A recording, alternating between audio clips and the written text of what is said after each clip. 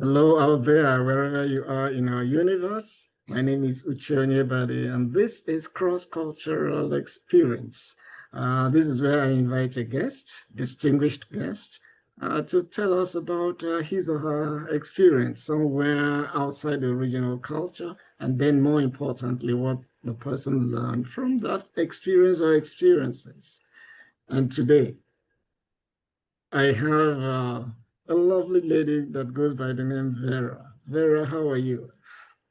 I'm wonderful. Oh, Thank you. great. Thank you for inviting me. This is Uh, a wonderful program. Correct. I like the way you put it. I'm wonderful. Not so many people put it that way. So the wonderful goes beyond just being fine, I Mhm. suppose. Okay. All right. So briefly introduce yourself and then we can get on with it. Well, thank you again for the opportunity to be on your show. I was so excited to learn about it, and I did have the opportunity to listen to a few episodes, and your guests have been very exciting. So I hope I'll be as interesting as the others on your program. I have no doubt you will be. Well, I wanted to share that first. As you said, I'm Vera Walker Hawkins. I'm an associate professor and interim chair of journalism here at Texas Southern University in Houston, Texas. And TSU is a HBCU, which is a historically Black university or college. And it ties into my story because even though I've been here at TSU for the last 20 years and serving in this capacity, and it was over that time that you and I had a chance to connect, my goals of becoming a professor and working at a HBCU really started in my undergraduate experience. And it's in that undergraduate experience in Taloir, France, that I wanted to share with Oh, you today. yeah, in France. Yes, yes. Parlez-vous français? Je parle français un peu, très un peu. Oh, Yes, but I wish, and now there are all these apps out there to keep us refreshed. And I did have a yeah. chance to go back to France 2 years ago, and then I was there in 2015, which was one of the experiences I thought I would share if we have a second time. My Yeah, go experience in ahead, go ahead, 2015, go ahead, but and but yeah. but I'll start with the very first. Okay. So I attended undergraduate school at Tufts University in Medford, Massachusetts, which is like a suburb of Boston. And Tufts, like so many schools, had a study abroad program. Program. Yeah, Okay. and That's so I good. had the opportunity to study abroad in Talwar. It's called Tufts in Talwar. Talwar is a small, little town or commune in the Alps. It's in the French Alps. It's very close to the Swiss border. And in Okay. fact, I had the opportunity to study international relations in Switzerland as part of the program at Tufts in Talwar. So we would catch a bus. They had a bus or a van that would take us from Talwar to Geneva on a regular Okay. basis. And we went Good. to, just so many of the international organizations, but we stayed with a French family, and I stayed with Madame and Monsieur Cassette, and they were wonderful. The Cassettes were just wonderful. They had a beautiful black boxer dog named Onyx, and they had two Okay. little children at the time, Felix and Alex. And because they were boulangerers or bakers, everybody wanted what was in my lunch, because I had the fresh bread that was baked every morning. I had pastries and Okay. all of the wonderful sandwiches. And so they would send extra and I would share. But the courses actually took place, the ones that were in Talwar took place in what's called a puri. A puri is really like a convent or a nunnery type of situation. So All it's right.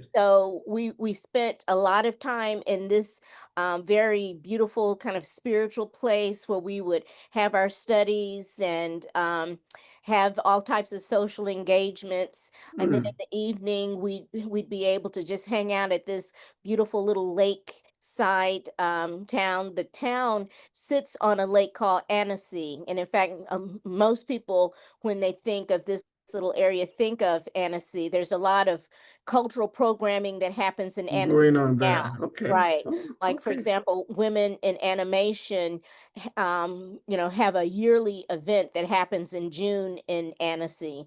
There's a international film festival that happens over the summer in Annecy. So it's almost like a commune for artists and people with artistic interest, and all of that just resonated with me because it was always a dream of mine and a desire and a goal to create content, Yeah, cultural okay. content specifically for children and minority children.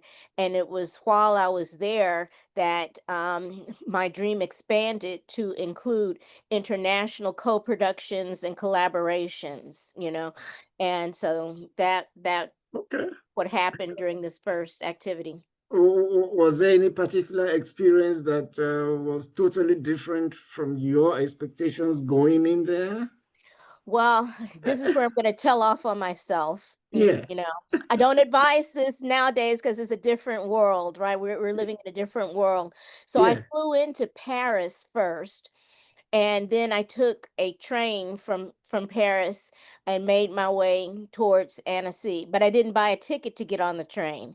Oh, I would hop on the train, and then the conductor would come by and ask for a billet, a ticket. And when I right. didn't have the ticket, they would kick me off. Yeah, Yeah, at the nearest stop, and then that I would explore that city. yeah. And it was just, I don't know what made me do that, but literally I think I was kind of hanging out with some other kids that were doing that too, some youngsters, because I think that's the type of thing that at that time, I didn't have fear in my heart, and I just felt like the world was warm and fuzzy, and here I am. They're gonna love me, and nothing's gonna happen. So that's why I'm saying, don't do that these Yeah. days because it's The, it's a different world. But the we world has literally, changed. yes, it's changed a lot, and literally I went from stop to stop to stop until I actually got to Annecy, and really I even did some hitchhiking literally with my thumb at a certain point because I didn't have much luggage. I had a knapsack and a very small little rolling Right. bag. Hmm. And I would put my traveling things in a locker at the bus station, Yeah. wherever they would, not bus station, but the train station, wherever they would make me get off and tell me to buy a ticket. And I would just lock it away and experience the city, maybe even stay the night at the hotel. Then I'd hop on the train again. And I just really enjoyed it so much. And I think the thing that was most interesting to me is that when I got closer to like Nice and the little cities around Nice, I found that the seafront, the beach area was Yeah. rocky, not sandy. I'd never experienced like Oh, rocks.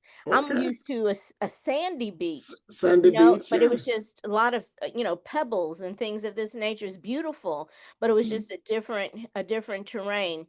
But in some of the places that I found myself, and this again, this is like 30 years ago, the very first experience, Right, right, really right. longer than that, but I don't want to date myself. Yeah. Please don't. Go Yes. ahead. But I experienced people that had never met a black person before. Okay. They had never met an African American before. And there were some folks who were just genuinely, wanting to just meet me, Yeah. and talk to me because they just had not experienced that. They'd read about it, heard about it, but we were up in regions where you just, it's the countryside, not necessarily, populated like the cities. So So once you got out. was there Mhm. any such encounter that you can recall that probably gave you some kind of totally different feeling? Any of such encounters? Well, I would say that the Yeah. whole thing was a different experience Ah, because okay. I never in life in the US would I have thought to try and hitchhike or feel that free. I was probably operating on a totally false sense of security because, it's not that France at that time was necessarily any safer or that I had any knowledge of it being any safer, but I felt freer. Okay. I felt Hmm. uninhibited and that Hmm. we were exploring the world and that this was what was, meant to be and that there was a safety net out there and I really just, didn't have any fear or reservation. Let me get you right. You felt freer somewhere in France you Mhm. didn't know, as Mhm. opposed to where you were coming from, which was home. Mhm. Is that correct? Right, right. At that moment, At that moment, yes. So I grew up in Memphis, Tennessee, and I was alive and very much present when Dr. King was shot there. In fact, Ah, one of okay. my classmates at the time, and I was like maybe first grade, one of my classmates' father was actually the doctor that operated on Dr. King when he came Oh. into the hospital, Hmm. and so it wasn't that I was afraid of being in Memphis, but I knew that we had restrictions, and namely mom and dad.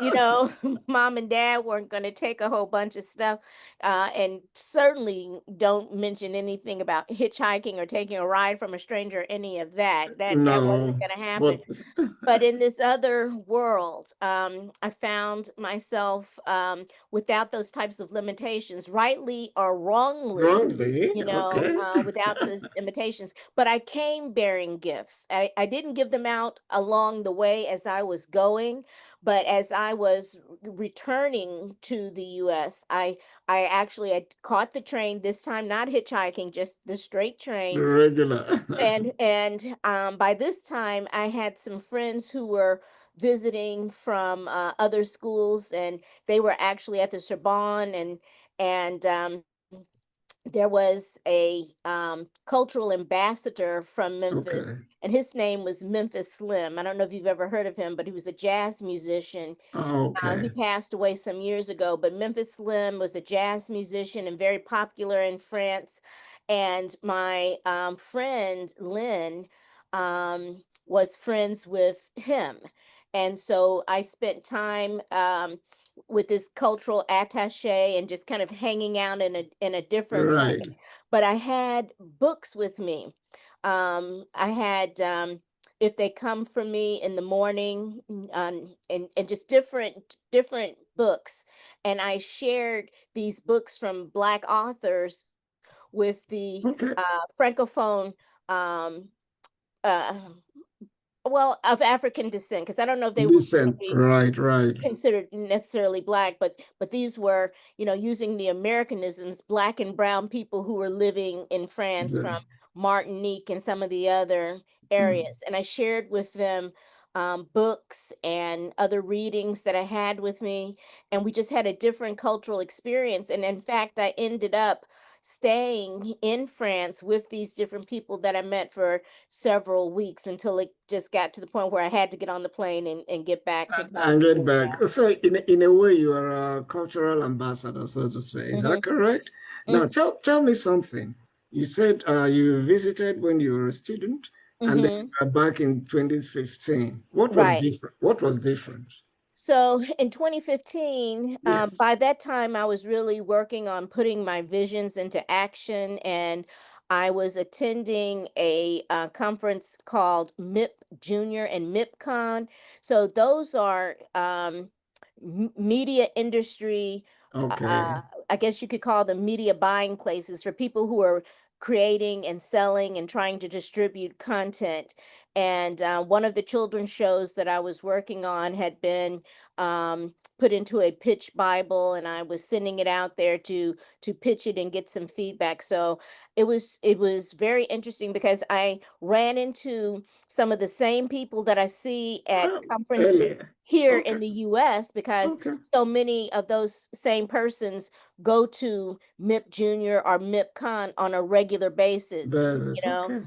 And it's almost like our AEJMC, the conference Right. that we Right. attend for communicators, but this is something that happens every year for content creators. And if you're into children's programming, MIP Junior is just a must go to at some point, if nothing else, but to see how things are put together like that. And it happens in Cannes. So I Yeah. was back in Cannes. I'd been there before, and that was different than I remember, because before I was hitchhiking on the train and getting thrown off. This time when I got to Cannes, I'd actually flown through Turkey because the conference had a relationship with Turkish Airlines. Turkish So Airlines. Okay. we flew through Turkey, spent the night there, and then went on to Cannes the next day. And so it was just a more professional kind Okay. of I'll say a little bit on the elitist side, because there's a lot of movers and shakers there. And it was just very, very interesting to see how some folks are able to move and shake and work their business. So I felt privy. The interesting thing that happened at Yes, that I was going to get to that. Yeah.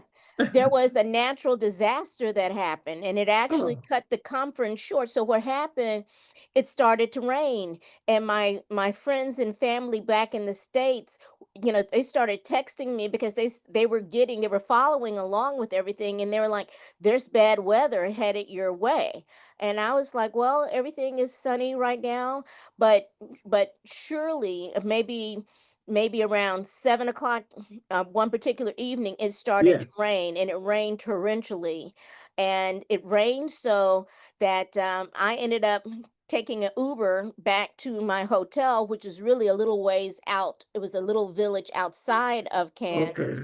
But the driver just got totally turned around. The streets were flooded. My hotel, I was on the third floor of my hotel, and the water was all the way up to almost the second floor. I had to wade through Ooh. water to walk up the stairs to get to my hotel room. So MIP Junior was I won't say canceled, but they postponed it and had to push it back just a little bit.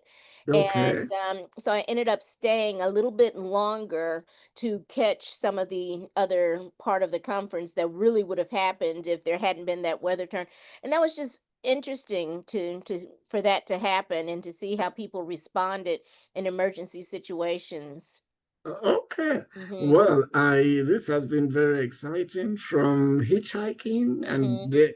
being a free spirit to just know what is Mhm. going on, to Mhm. now being a disciplined professional. But Mhm. then you now encountered some severe weather conditions where you had to now go Mhm. upstairs to relax. So Right. it's a total kind of experience. Now, here's something. You said your first experience, you don't recommend it. Is that correct? To In anybody? terms of hitchhiking, I would Yes. tell folks to please be safe. We're in a different world now. Please be safe. Don't take any wooden nickels. Right. Keep a companion with you, because oftentimes I was by myself. Yeah. And I did have friends that I knew that was going, but I'm going to tell you, and maybe it's just part of being young and being youthful. So hopefully, if there are younger people in the audience and people who are planning these types of exchanges, don't go by yourself. Stick with the crowd, and let people know where you are. It's much easier now to do that. Right. Yes. Much With the easier. cell phone Yeah, because I communication didn't have a cell gadgets. phone No, then. no, not in Yeah, those days. yeah, not at that time. And just enjoy, and still don't be afraid. Don't let fear stop you, but let wisdom guide you. And I'm glad that I'm able to be sitting here today, because no one carried me away, Right. Okay. Now and this I'm is where here. this is a very good place, Mhm. to end this conversation. Don't let fear stop you, but let wisdom guide you. Yes. Vera, I thank you very much for your time. And then we'll meet again to start exploring more of your visit. Thank you. Yes. Thank Okay. you. My Uh, pleasure. okay, bye.